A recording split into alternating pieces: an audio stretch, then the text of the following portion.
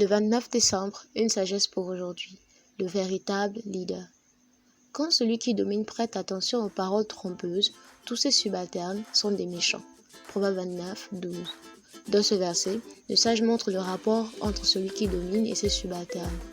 Celui qui domine, c'est quelqu'un qui a une position d'influence ou d'autorité. Il est comme un chef, un dirigeant, un conducteur ou encore un leader. Par exemple, tout parent, enseignant, homme de médias, professionnel de santé, artiste, homme d'affaires, dirigeant spirituel, homme d'État, responsable à quelque niveau que ce soit ou adulte tout simplement, est une sorte de leader. Mais quelle sorte de leader est-il? C'est là toute la question.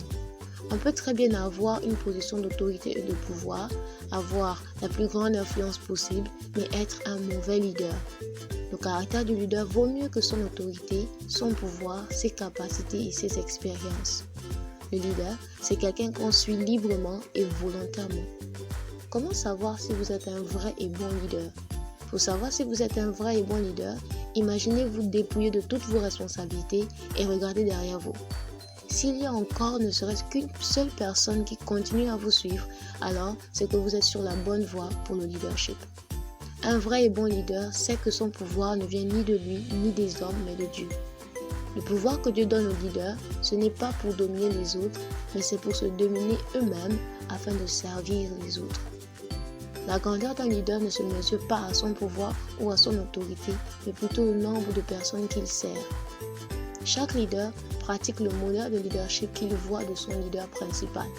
On peut ne pas avoir des gens qui nous suivent, mais il est impossible de ne suivre personne.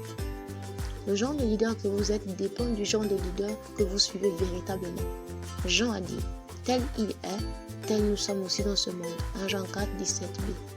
Jésus dit, laissez-les, ce sont des aveugles qui conduisent des aveugles. Si un aveugle conduit un aveugle, ils tomberont tous deux dans une fosse. Matthieu 15, 14b. 1. Les aveugles qui conduisent, ce sont les scribes et les pharisiens qui ont remplacé la parole de Dieu par les traditions des hommes. 2. Les aveugles, ce sont ceux qui suivent ces scribes et pharisiens. 3. Jésus dit cette parabole à ses disciples afin qu'ils comprennent que la résistance des scribes et des pharisiens à l'écouter les maintient dans l'aveuglement. Vérité. Quiconque résiste à écouter Jésus demeure dans l'aveuglement. Application. Faire de la parole de Jésus ma lampe et ma lumière. Promesse. L'Éternel ouvre les yeux des aveugles. Psaume 146, 8a. Prions ensemble. Père, conduis-moi par ta parole au nom de Jésus. Amen. Lecture pour aujourd'hui, Psaume 141 à 145, Proverbe 29, vous êtes bénis.